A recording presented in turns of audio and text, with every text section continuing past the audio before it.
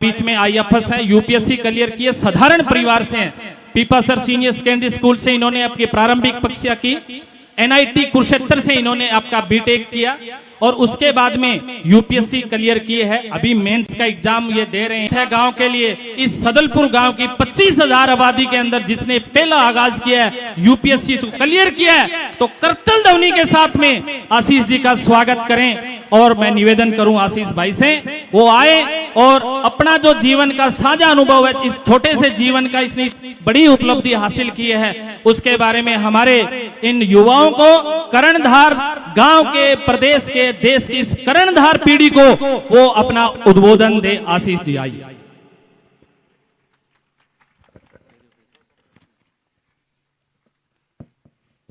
बोलो गुरुजम्बेश्वर भगवान की जय। माँ सरस्वती के चरणों में सादर नमन। और परम पूज्य बजरंगदास जी महाराज, आदरणीय अशोक जी बिश्नोई, आदरणीय अर्पित जैन जी, सम्मानित मंच और महानुभवी यहाँ मौजूद बुजुर्ग, मेरी माताओं और भारत के उज्जवल भविष्य मेरे युवा साथियों को श्री कृष्ण जन्माष्टमी की हार्दिक बधाई और मेरा सादर प्रणाम।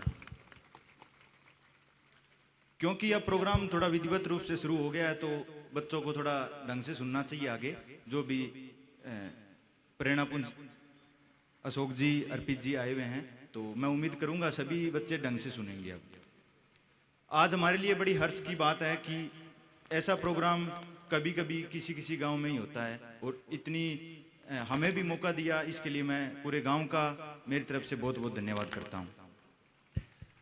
और मेरा भी ये मानना है कि ये जो कार्यक्रम शिक्षा पे करवाया गया है, ये आने वाले समय में एक मील का पत्थर अवश्य साबित होगा।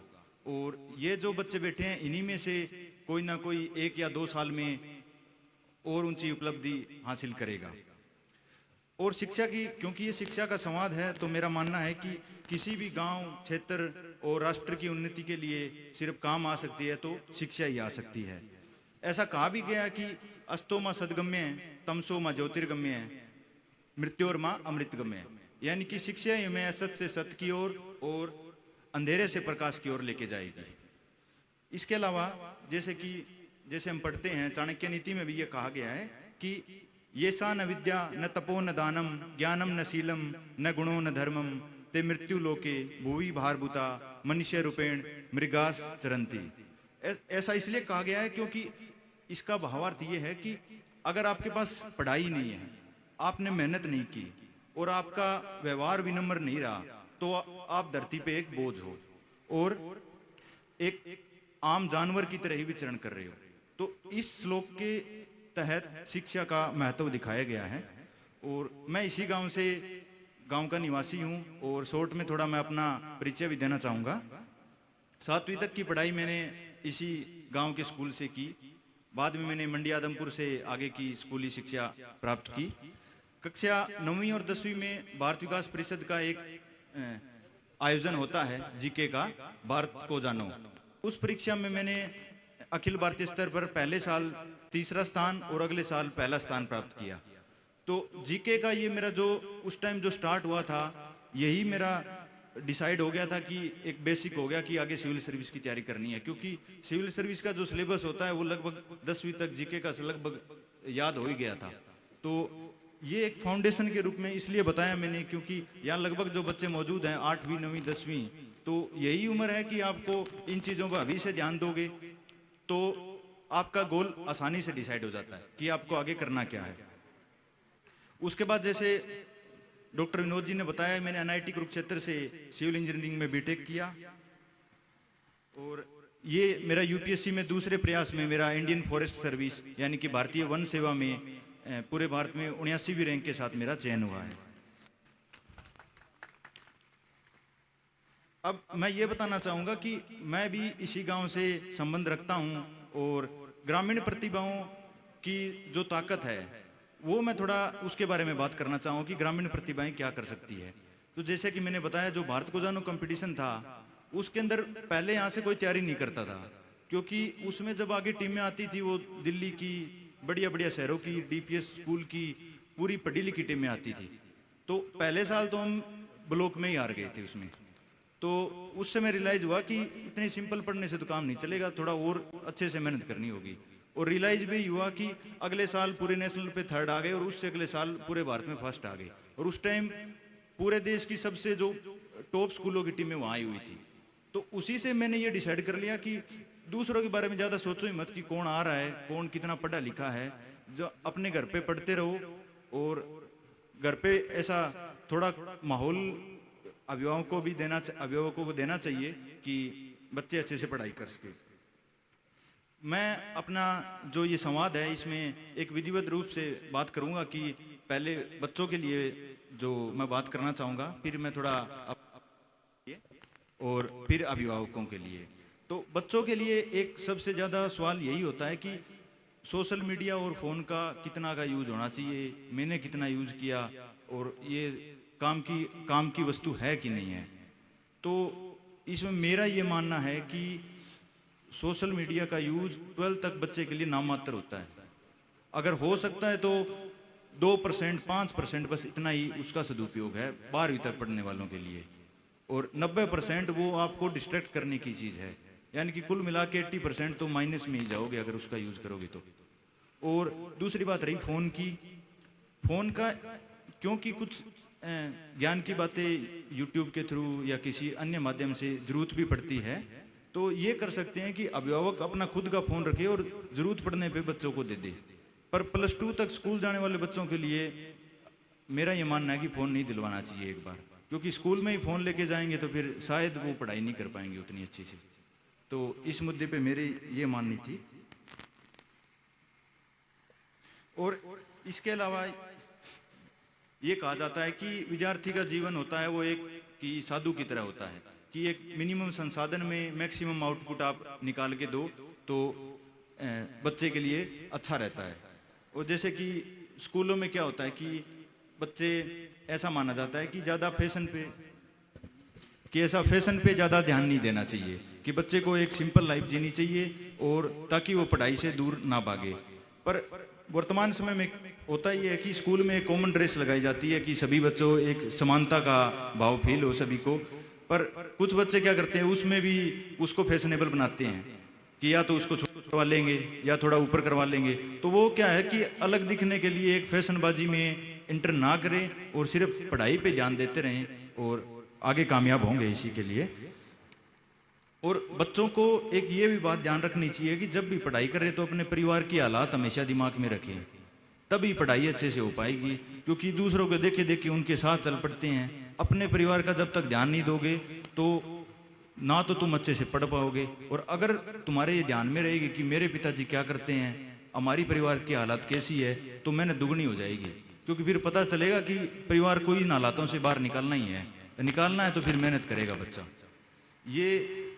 ये मेरा मानना है। और जैसे कि पेरेंट्स रिसोर्स लगाते हैं कि आपके एजुकेशन के लिए रुपए देते हैं, कोचिंग करवाते हैं, तो उस कोचिंग का पाई वसूल करना चाहिए कि 1000 रुपये की फीस भरी है तो कोई भी क्लास मिस ना करें, डेली स्कूल जाएं। और कोचिंग में भी बच्चे जाके भी कोचिंग अटेंड नहीं करते, तो ये पेरेंट्स के रिसोर्सिस का मिसयूज है। तो ये भी बच्चों को ध्यान रखना चाहिए इस बात का कि जितना रुपये घर वाले लगाते हैं उसका पूरा सदुपयोग हमें करना चाहिए। क्योंकि यहाँ बच्चे 8वीं 9वीं 10वीं क्लास से बैठे हुए हैं। और मैंने भी बताया कि जो मेरी जब शुरुआत हुई सिविल सर्विस परीक्षा की तैयारी के लिए, वो 8वीं कक्षा ही शुरुआत हुई थी जब मैंने उस जीके क्विज की तैयारी करनी स्टार्ट की थी। तो 8वीं क्लास और 9वीं क्लास की जो शुरुआत है वही आपका सब कुछ डिसाइड करेगी कि आप में कितनी की ज्वलंत आपकी रुचि है, आपको क्या बनना है। अभी से ऐसा होता है कि क्लास में फर्स्ट आना सेकंड आना बोले कोई जरूरी नहीं है। ऐसा कहते हैं कि फर्स्ट आने से कोई ना, पर ऐसा है कि अगर फर्स्ट सेकंड आ जाए तो हर्ज क्या है इसमें, कि मतलब फर्स्ट सेकंड आओ तो और हौसला बनता है कि अगले साल फिर से अपने को कंपटीशन में बना रहना है। तो बात सिर्फ नंबरों की नहीं होती है, पढ़ोगे तो नंबर तो आ ही जाएंगे, फर्स्ट सेकंड भी आ जाओगे। पर ये कुछ आपको 8वीं 9वीं में जब फर्स्ट सेकंड आते हो ना तो बहुत मोटिवेशन मिलता है। अब तो 9वीं 10वीं आने वाली है, बोर्ड आने वाले हैं, और मैं तो इन सब में जितनी क्लास में सबसे होशियार हुई। तो 8वीं 9वीं वाले बच्चे खास कर ध्यान रखें, आपको एकदम 8वीं 9वीं की ऐसी क्लास है जिसमें एकदम बच्चे की दिमागी ट्रांसफॉर्मेशन होती है। छठी तक बच्चा इतना समझ नहीं पाता, पर 9वीं 10वीं क्लास में बच्चे को धीरे धीरे समझ आने लग जाता है कि तेरे को करना क्या है और कितनी की मेहनत तू कर सकता है और तू कितना होशियार है। होशियार उसी से डिसाइड होता है कि थोड़ा सा आप क्लास में रहोगे तो बच्चे को खुद ही फील होता है कि हाँ मैं कर सकता हूँ। ये बातें अपने को ध्यान रखनी चाहिए। और जो बच्चे अभी 12th क्लास में और 10th क्लास में है, जिनके बोर्ड के एग्ज़ाम हैं, तो उनके लिए मैं कहना चाहूँगा कि जो बोर्ड में अच्छे नंबर लेने के लिए, बोर्ड में टॉप करने के लिए भी, क्योंकि मेरी सिस्टर है जो इसी गांव से पढ़ी है, उन्होंने बोर्ड में एक ने फर्स्ट पोजीशन हासिल की थी, लेकिन थर्ड में की थी, थर्ड पोजीशन आई थी। तो उनसे मैंने बात की कि इसके लिए क्या करना चाहिए। तो इन्होंने कहा कि कक्षा मतलब जैसे कि 10वीं और 12वीं हैं, तो उनके जो प्रीवियस ईयर क्वेश्चन है 10 सालों के लिए पूरे उनके उत्तर लिखें, उनको अच्छे से पढ़ें और अपने टीचर से चेक करवाएं। इससे क्या होगा कि आपके 90% सवाल तो उसमें से आ जाएंगे, या तो सीधे आ जाएंगे या रकम चेंज करके आ जाएंगे या उनका थोड़ा रूप आ जाएगा। तो कितने के बच्चे ये करते हैं आप खुद ही एनालाइज कर लेना कि मैंने कितने सालों के प्रीवियस ईयर क्वेश्चन किए हुए हैं। अगर आप कर लोगे तो गारंटीड है आप अगले साल टॉपर आप में से होगा कोई। आप इसका यूज करके देखना, आपको शायद इसको फायदा मिले। इसके अलावा बच्चों को जैसे कि स्कूल में टीम एक्टिविटीज होती है, एक्स्ट्रा करिकुलर एक्टिविटी होती है, उनमें भी पूरा बढ़ चढ़ के भाग लेना चाहिए। इनका फायदा ये होता है क्योंकि अभी के टाइम में जो लॉकडाउन था उसमें फ़ोन भी अनिवार्य हो गया था। तो बच्चे क्या होते हैं कि अब फ़ोन उनके लिए अवेलेबल नहीं है, तो फ़ोन का यूज़ करते हो मनोरंजन के लिए। अगर टीम एक्टिविटी और एक्स्ट्रा करिकुलर में भाग करेंगे, जो फ़ोन का मनोरंजन का टाइम है वो ख़त्म हो जाएगा। अब वो क्या करेंगे, टीम में अपना खेल कूद में भाग लेंगे और फ़ोन का छूट जाएगा। तो ये भी एक ध्यान रखें कि पूरा एक्स्ट्रा करिकुलर में भाग लें और आगे बढ़ें इसमें। अब मैं बात करना चाहूँगा अध्यापकों के लिए। ऐसे कहा गया है कि गुरु को भगवान से भी बड़ा दर्जा दिया गया है।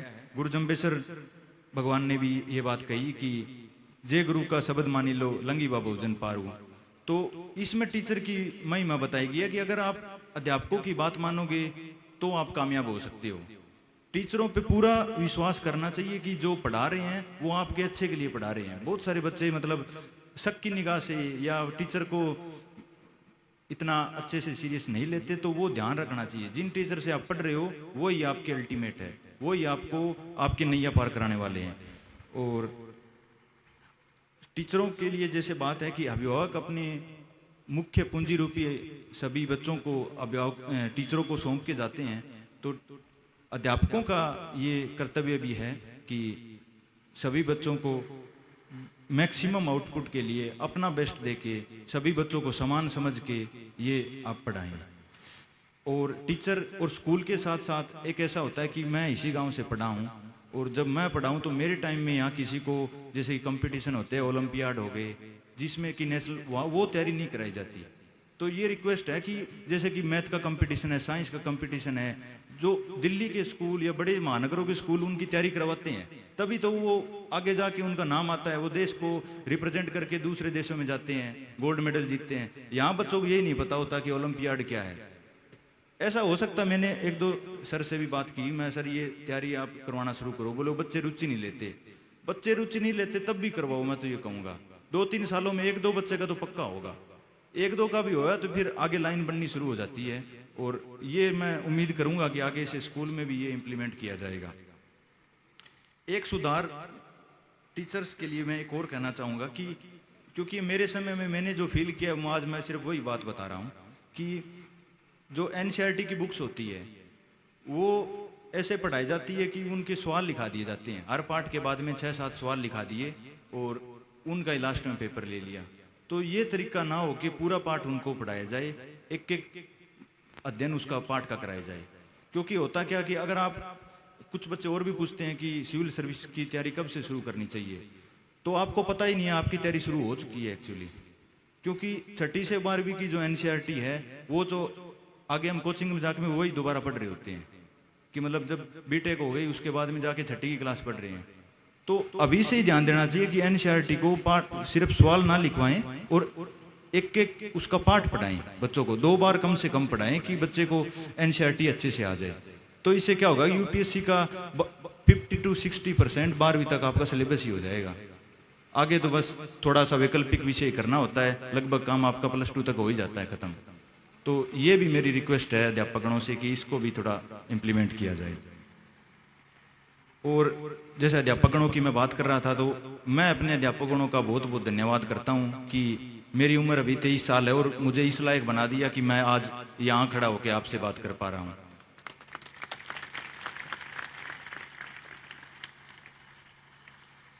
और अब लास्ट में अभिभावकों के लिए मैं एक बात कहूँगा कि जो पेरेंट्स होते हैं उनकी सबसे बड़ी पूंजी संपत्ति मुझे लगता है कि उनके बच्चे ही होते हैं।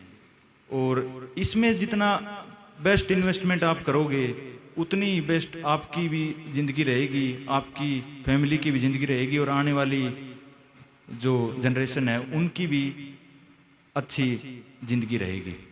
जैसे कि हम पढ़ते भी हैं, उसमें ऐसा होता है कि जो पेरेंटिंग होती है वो 3 तरह की पेरेंटिंग होती है कि एक तो अथॉरिटेरियन, उसमें क्या होता है कि पेरेंट्स क्या करते हैं कि हर बात में धमकाना बच्चे को, अपनी जो भाई मन ठीक लगा है भाई थे करो, एक तो आएगी। दूसरी है कि डेमोक्रेटिक पेरेंटिंग, उसमें ये होता है कि अगर उन अभिभावकों को लगता है कि बच्चों को भी राय लेनी चाहिए, उनकी भी बात सुननी चाहिए कि तुम्हें आज क्लास में क्या पढ़ाया, क्या ठीक है, जमाना चेंज हो रहा है, उसके साथ उनको भी कोऑपरेट करना चाहिए, बराबर रिवार्ड देना चाहिए और बराबर पनिशमेंट देनी चाहिए। और एक होती है परमिसिव पेरेंटिंग, उसमें यह है कि खुली छूट देनी कि कर चाहे तन फुल पैसा दिया इंजॉय कर। तो मेरा मानना है कि डेमोक्रेटिक पेरेंटिंग अपने को अपनानी चाहिए, जिसके अंदर बच्चों को भी राय लो और जो ठीक चीज़ है जमाने के हिसाब से चलना भी कभी कभी ठीक रहता है। कुछ टेक्नोलॉजी का यूज भी उनको दिलाओ, जैसे मैंने पहले बताया कि फ़ोन आज ज़रूरी भी हो गया है, पर बच्चों को मत दिलाओ, खुद यूज खुद रखो, जब उनको ज़रूरत हो तो 1-2 घंटे उनको दे दो। मतलब ये डेमोक्रेटिक पेरेंटिंग का एग्जाम्पल है। तो ये बात आपको इम्प्लीमेंट करना चाहिए। इस मामले में मैं बहुत सौभाग्यशाली हूँ कि मेरे पिताजी जो अभी मंच संचालन नहीं कर रहे थे, हंसराज जी कीचड़, मैं बहुत धन्यवाद दूँ कि मेरे पिताजी ने बहुत शुरू से इन बातों का, जब मैं 6ठी क्लास से था, एक पढ़ाई के लिए जो काम होता है कि उनका ये मानना था कि पेरेंट्स की तरफ से जो होता है ना उसमें कोई कमी ना रह जाए, कि अगर आप अपना भी सोच लेना कि मैंने सब कुछ कर लिया क्या अपने बच्चों के लिए। मुझे लगता है मेरे पिताजी ने अपने बच्चों के लिए ये पढ़ाई के लिए सब कुछ कर लिया होगा कि क्या बात आई आगे उनको आ सकती है उसका पहले से सॉल्यूशन, कि हमें सिर्फ पढ़ना है। और पढ़ना मैं मानता हूँ बिल्कुल ही आसान काम है, बाकी काम मुश्किल होते हैं। तो वो मेरे पिताजी ने पहले से ही एक अच्छी भूमिका हमें बना के दे रखी है। और एक बात मैं ये कहूँगा कि बहुत सारे बच्चे ये पूछा भी मुझसे कि गांव से बिलोंग करते हैं और इतना इकोनॉमिक राइट, इतना गरीब परिवार से हैं, तो हम कैसे यूपीएससी की तैयारी करें, कैसे आईएएस की तैयारी करें, भाई इतने कम संसाधनों में कैसे तैयारी करें। तो मेरा मानना इसमें यह है कि क्योंकि गांव के लगभग 80 से 90% की समान फैमिली होती है, सबका ही वही, मेरा भी वही हाल है, हमारा भी वही हाल है। तो और इतना गरीब तो भी कोई नहीं है कि 2000 रुपये भी अफोर्ड ना कर सके। 2000 रुपये में सारी एनसीईआरटी किताबें आ सकती है, 1 साल की करंट अफेयर की किताबें आ सकती है, इससे यूपीएससी का 70% सिलेबस कवर हो जाएगा। अब जो ये कहते हैं मेरे पिताजी गरीब है, हमारी इकोनॉमिक फैमिली है, तो ये सिर्फ बहानेबाजी है, ये मुझे लगता है, क्योंकि 2-3 हज़ार में तो सब कुछ किताब भी आ गई। अब और क्या करना होता है, अगर मेहनत है, लगन है, तो घर बैठ के उनको पढ़ो और तैयारी करो। और अभिभावकों के लिए जैसे कि एक बात कहा जाता है कि लगभग बहुत सारे पेरेंट्स या हम भी जब रिश्तेदारी में जाते हैं तो सीधा कहते हैं कि मालडो होशियार तो बहुत है पर पढ़ा को नहीं। तो ये बात फुल सच्चाई है, क्योंकि जन्मजात कोई बहुत ज़्यादा टैलेंटेड नहीं होता। और सबको, चूंकि पेरेंट्स अपने बच्चों को देखते हैं तो उनको लगता है कि ये होशियार तो है, इस काम में बहुत तेज है, पर पढ़ता नहीं है। तो इस बच्चों क्या होता है कि कई क्लासों में बिछड़ जाते हैं, तो उनका हौसला थोड़ा कम हो जाता है और वो खुद दूसरों से पीछे समझ लेते हैं, उनको पता है अब बराबर तो आ नहीं पाएंगे और कुकर कर पास है गया। तो ये इस मामले में क्या होता है कि आपको अपनी शक्तियों का, आपको अपनी ऊर्जा का फिर से संचारित करना पड़ेगा। जैसे कि एक एग्जाम्पल कहूँ तो जैसे कि हनुमान जी थे, तो वो पहले खुद को एक आम वानर समझ रहे थे, पर जब जामवंत ने उनको शक्तियों का अंदाजा दिलाया कि तू वो नहीं है जो तू बना बैठा है, और जैसे ही उन्होंने शक्तियों का अंदाजा हुआ तो वो ऐसा काम कर गए कि आज भी हम उनकी पूजा करते हैं। तो आज भी हमारे बीच जैसे मुख्य अतिथि जी अशोक जी बिश्नोई एंड अर्पित जैन जी आए हुए हैं, ये भी आपको आपकी शक्तियों का पुनर्जागरण करवाने में पूरा योगदान देंगे। आप इनकी बात भी बहुत अच्छे से सुनना। अंत में मैं बिश्नोई सभा सदलपुर समस्त ग्रामवासियों का हृदय से धन्यवाद करता हूं, जिसने मुझे बुलाकर इतना सम्मान दिया, और मैं ग्रामवासियों का हमेशा ऋणी रहूंगा कि मुझे इतना सम्मान आपने दिया। धन्यवाद।